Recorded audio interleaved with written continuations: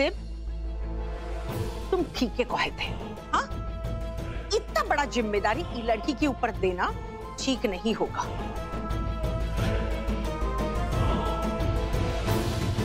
हमारी पार्वती बहू कितना श्रद्धा से अपना कर्तव्य निभाती थी, जी जान लगा देती थी शिवरात्रि के मेले में, और ई महापूजा से पहले ही ऐसा कांड कर दी। अरे ई को पानी पिलाने से पहले कम से कम हमको पूछ लेती एक बार। जब देखो अपना मन का ही करती रहती है। माँ, माना कि गंगा ने किसी से कुछ पूछा नहीं, लेकिन जो कुछ हुआ उसके लिए हम गंगा को दोष नहीं दे सकते।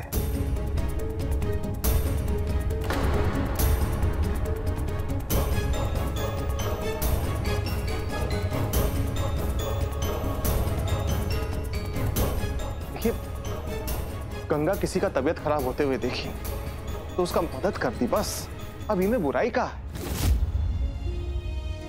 और हमारा तो ये मानना है कि ये व्रत, रीति रिवाज, अपनी सेहत को अनदेखा कर अपने शरीर को कष्ट देना, ये सब ठीक नहीं है। और गंगा जो कुछ किया वो इंसानियत के नाते किया, इंसानियत का धर्म निभाया है गंगा ने। और अगर गंगा की जगह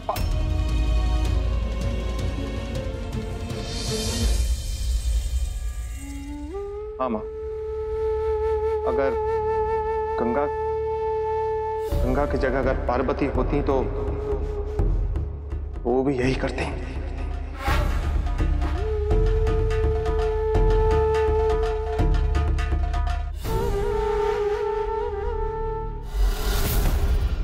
ठीक है, लेकिन अब शाम का महाआरती का क्या होगा ये बताओ। हमेशा की तरह परिवार का सब बहू लोग ये आरती करेंगे, और अगर तब तक झुमकी का तबीयत ठीक हो जाता है तो वो भी इस आरती में शामिल हो सकती है। और एक बात गंगा, सूर्यास्त होने वाला है, आप पानी पी लीजिए। पूजा के लिए अभी बहुत काम बाकी है। हम नहीं चाहते कि आप अपने शरीर को तकलीफ देके, कष्ट देके ये सब काम करें।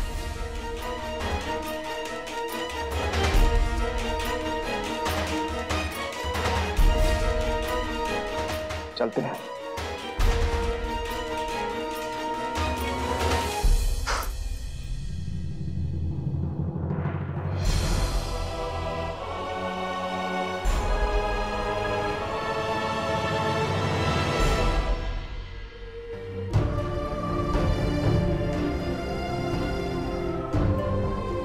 माँ जी, पूजा के लिए तीसरी सुपारी खोलकर लानी है, हम जाकर ले आए।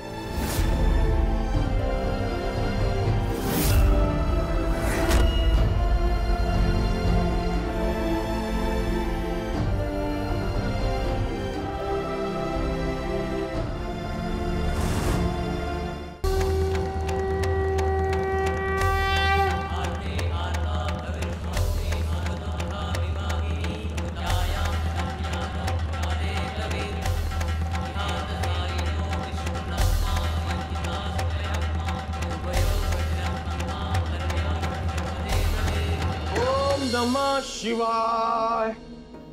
आरती पूरी हो गई, अब आप सभी को आरती दे दीजिए।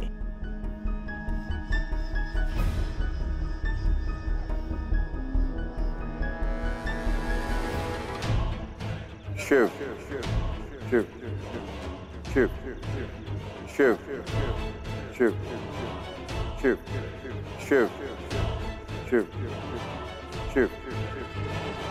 चलिए चलिए, करोली बाबा पधारे हैं।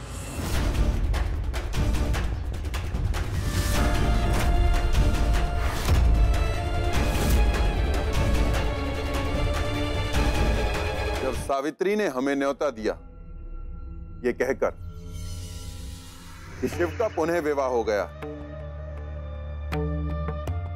परिवार की नई बड़ी बहू आपका स्वागत करेगी, तो हमें आना पड़ा। हम जानना चाहते हैं कि हमारी पार्वती का स्थान किसने लिया है। कहां है नई बहू? रुको, तुम्हारी बहू को इतना भी ज्ञात नहीं कि साधु संत कांच के बर्तनों का उपयोग नहीं करते, केवल पीतल के बर्तन। इसे इतना भी ज्ञान नहीं।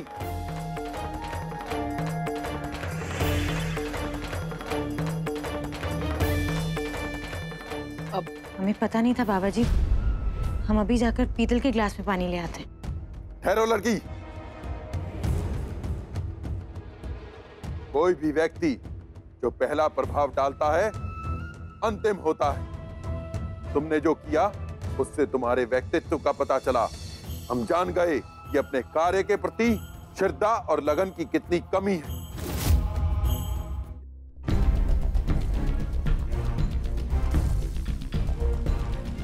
गंगा बहू, बाबा का सामान अंदर लेने में हमारा मदद करोगी? बक्सा बहुत भारी है, हमसे अकेले नहीं होगा। कोई सेवक उनके सामान को हाथ लगाए ना, बाबा को पसंद नहीं। हाँ चलो दाई माँ। ठीक है।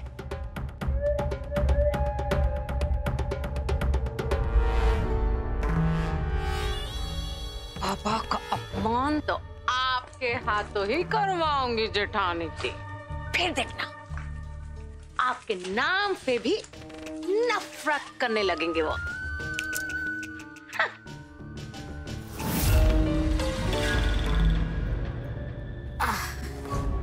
क्या रखा है बाबा ने इस बक्से में? ना भारी है। अपने भक्तों में बांटने के लिए बहुत सारा सामान लाते हैं वो। बहुत भारी था।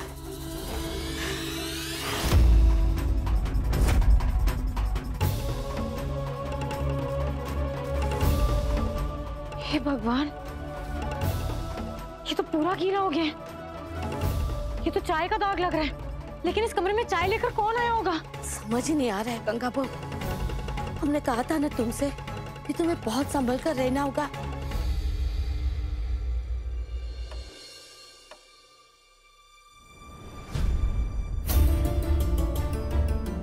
गंगा,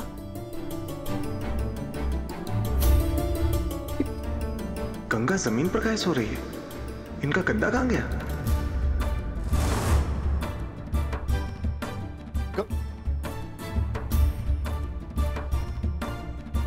गंगा,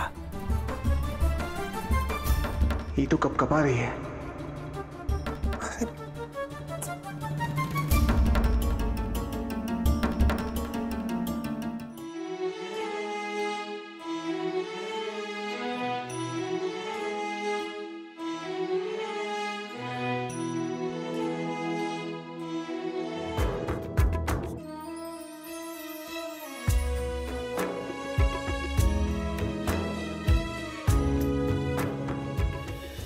बब्बा,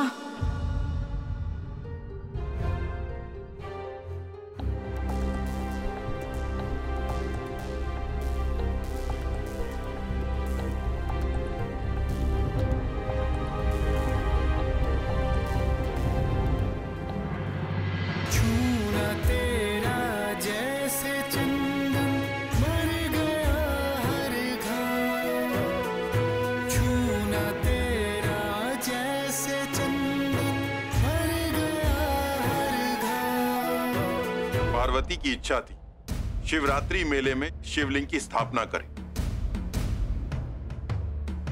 उसके जीते जी तो ऐसा ना हो सका। अब तुम उसकी इच्छा पूरी करोगी। पार्वती का मन था शिवलिंग की स्थापना ऐसे मंदिर में की जाए जहां से पूरा गांव देखा जा सके। इस गांव में ऐसा एक ही मंदिर है जो टीले के पास स्थित है। शिवलिंग को अपने हाथ में उठाए ओम नमः शिवाय मंत्र के जप के साथ दंडवत प्रणाम करते हुए तुम्हें मंदिर तक जाना होगा। भूल हो गई हमसे, माफी मांगते हैं बाबा जी।